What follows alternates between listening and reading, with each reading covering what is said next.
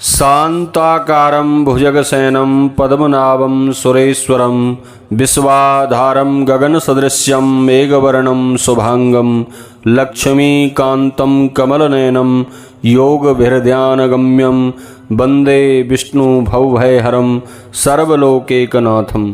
नमस्कार प्रिय बंधुओं, आप सभी का हमारे YouTube चैनल में बहुत बहुत स्वागत है। आप सभी माता बहनों को आज वट सावित्री व्रत की बहुत बहुत शुभकामनाएं। भगवान श्री हरि नारायण की कृपा से, सावित्री देवी की कृपा से आप सभी माताओं को अटल सौभाग्य सुख की प्राप्ति हो। आपको सदैव आपके घर में सदैव सुख शांति समृद्धि का वास रहे। आज के वीडियो में श्रवण करते हैं वट सावित्री व्रत की कथा। जैसा कि इस बार 2023 में वट सावित्री व्रत 19 मई 2023 दिन शुक्रवार को किया जा रहा है। आज बहुत से शुभ योग भी हैं और शुक्रवार का दिन वैवाहिक सुख के लिए, दाम्पत्य जीवन के सुख के लिए बहुत ही उत्तम माना जाता है। तो चलिए श्रवण करते हैं वट सावित्री व्रत की पवित्र पावनी कथा। एक बार प्रेम से कहिए, बोलिए विष्णु भगवान की जय, सावित्री देवी की जय, वट वृक्ष की जय, सत्यवान की जय, ब्रह्मा विष्णु महेश त्रिदेवों की जय।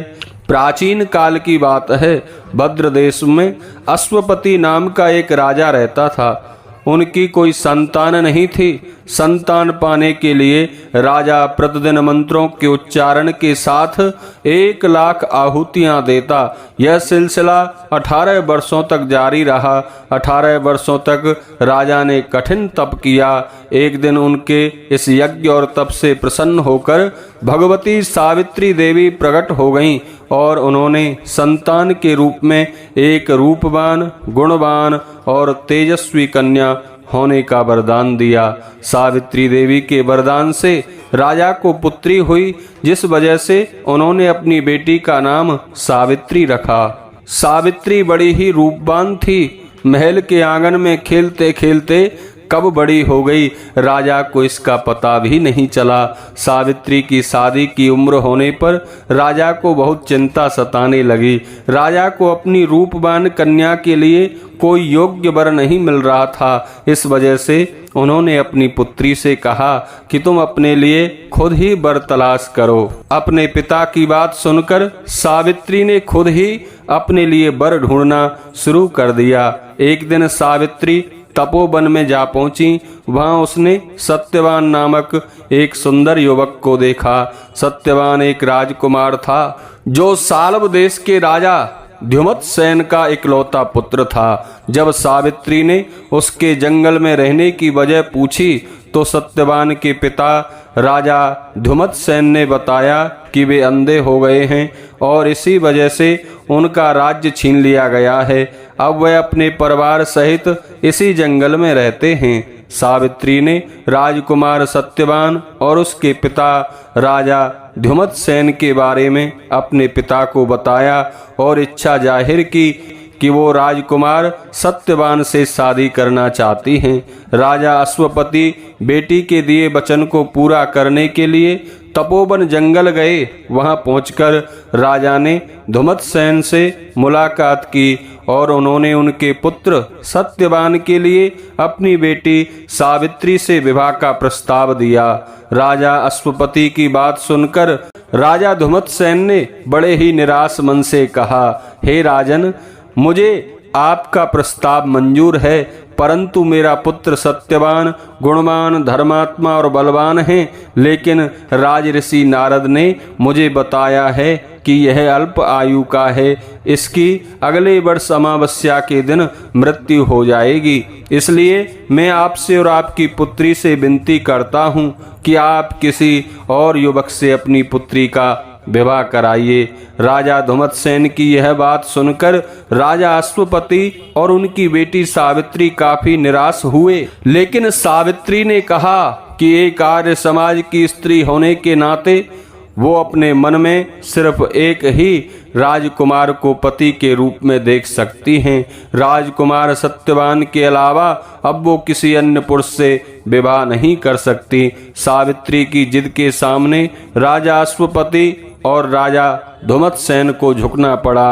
अगले दिन राजकुमारी सावित्री और राजकुमार सत्यवान का विवाह बड़े ही धूमधाम से कर दिया गया। सावित्री रूपवान तो थीं, लेकिन वह सर्वगुण संपन्न भी थीं। ससुराल पहुँचते ही वो तन मन से अपने पति सत्यवान और सास ससुर की सेवा करने लगीं। देखते ही देखते बंधुओं 1 वर्ष निकल गया और सत्यवान की मृत्यु का दिन अब बेहद करीब आ गया था। जैसे जैसे दिन कट रहे थे, सावित्री का मन उदास रहने लगा। उन्होंने नारद से पूछा, क्या वो अपने पति की उम्र को बढ़ा सकती हैं? तो इस पर नारद ने उन्हें अमावस्या के 3 दिन पहले देवी सावित्री की उपासना करने और वट वृक्ष की पूजा करने का निर्देश दिया। नारद के बताए अनुसार सावित्री ने सत्यवान की मृत्यु वाले दिन यानी अमावस्या से 3 दिन पहले देवी सावित्री के नाम का उपवास किया और वट के पेड़ की पूजा की, साथ ही अपने पितरों का पूजन भी किया। देखते ही देखते ये 3 दिन भी निकल गए और अमावस्या यानी सत्यवान की मृत्यु का दिन आज आ गया। हर रोज की तरह अमावस्या के दिन भी सत्यवान जंगल में लकड़ी काटने गया और सावित्री भी उनके साथ गईं। लकड़ी काटते समय सत्यवान ने सावित्री को बताया कि आज अचानक उनके सिर में बहुत तेज दर्द हो रहा है। सत्यवान की यह बात सुनते ही सावित्री समझ गईं, यही उसके पति के जीवन के आखिरी पल हैं। वो जमीन पर एक बट के पेड़ के नीचे बैठ गईं और सत्यवान का सिर अपने गोद में रखकर सहलाने लगीं। अगले ही कुछ क्षण में सावित्री के सामने यमराज खड़े थे और वे सत्यवान के प्राणों को अपने साथ लेकर जाने लगे। सावित्री भी यमराज के पीछे पीछे जाने लगीं। यमराज ने पहले तो सावित्री को बहुत मना किया। वो जो भी कर रहे हैं वो पहले ही लिखा गया है, वह बस अपना कर्म कर रहे हैं। लेकिन सावित्री ने यमराज की बात नहीं सुनी और वह उनके पीछे पीछे चलती रहीं। सावित्री की इस निष्ठा और पति के लिए उसका त्याग देखकर यमराज काफी प्रसन्न हुए। उन्होंने सावित्री को वरदान मांगने के लिए कहा। यमराज की बात सुनकर सावित्री ने कहा, हे यमराज, मेरे सास ससुर अंधे हैं, आप उनकी आंखों की रोशनी वापस करने का वरदान दीजिए। यमराज ने कहा, ठीक है, ऐसा ही होगा, जाओ अब घर जाओ, तुम्हारे सास ससुर अब अंधे नहीं रहे। ऐसा कहने के बाद यमराज फिर आगे बढ़े, लेकिन सावित्री फिर से उनके पीछे पीछे चलने लगी। यमराज ने सावित्री को वापस जाने के लिए कहा, लेकिन सावित्री ने मना कर दिया। उसने यमराज से कहा कि वह अपने कर्तव्य और पत्नी व्रत धर्म का पालन कर रही है, इसलिए जहाँ जहाँ उसके पति जाएंगे वह उनके पीछे पीछे चलेगी। सावित्री की बात को सुनकर यमराज फिर से काफी प्रभावित हुए। उन्होंने सावित्री को एक और वरदान मांगने के लिए कहा। सावित्री ने कहा, मेरे ससुर धुमतसेन साल्व देश के राजा थे, लेकिन किसी ने उनसे उनका राज्य छीन लिया है। कृपया करके आप उन्हें उनका राज्य वापस मिलने का वरदान दें। यमराज ने सावित्री के इस वरदान को भी पूरा कर दिया और कहा, जाओ अपने ससुर के राज्य में जाओ, अब वे जंगल में नहीं अपने महल में सोते हैं। यमराज ने इतना कहा और फिर से सत्यवान के प्राणों को लेकर आगे बढ़ने लगे, लेकिन अब भी सावित्री देवी उनके पीछे पीछे चली जा रही थीं। यमराज यह देखकर काफी हैरान हुए। उन्होंने सावित्री से इसकी वजह पूछी तो सावित्री ने बताया कि एक पत्नी का फर्ज है वह वहीं रहेगी जहां उसका पति रहेगा। अगर उसके ससुर के महल में उसके पति नहीं होंगे तो उस महल में उसके जाने का कोई अर्थ नहीं है। सावित्री की इस बात को सुनकर यमराज काफी प्रसन्न हुए। उन्होंने सावित्री से कहा, हे पुत्री, तुम न सिर्फ रूपवान और गुणवान हो बल्कि एक पतिव्रता भी हो। मैं तुम्हारे इन्हीं गुणों से काफी प्रसन्न हूँ। तुम मुझसे तीसरा वरदान भी मांग सकती हो। यमराज की इस बात को सुनते ही सावित्री ने कहा, हे यमराज, आप यदि मुझ पर प्रसन्न हैं तो मुझे 100 संतानों की मां बनने का वरदान दें।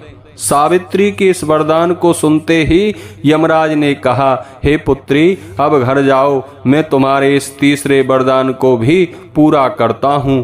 तुम साहसी और पराक्रमी 100 संतानों को जन्म देने वाली होगी। यमराज के इस वरदान को सुनकर सावित्री ने कहा, हे यमराज, मैं एक हिंदू और आर्य कुल की जन्मी नारी हूँ, इसलिए मेरे जीवन में सिर्फ एक ही पति होंगे और वो सत्यवान हैं। इसलिए आपको अपने वरदान के अनुसार मेरे पति सत्यवान को फिर से जीवित करना होगा। सावित्री की इस बात को सुनकर यमराज और भी ज्यादा प्रभावित हुए और उन्होंने सत्यवान के प्राण वापस छोड़ने का वरदान दिया और सावित्री से कहा, हे पुत्री, तुम अब वापस उसी वट के पेड़ के नीचे जाओ जहां पर तुम्हारे पति का शरीर पड़ा था। मैंने सत्यवान के प्राणों को छोड़ दिया और तुम दोनों को 100 संतानों के साथ ही अखंड सौभाग्यवती होने का वरदान भी दिया।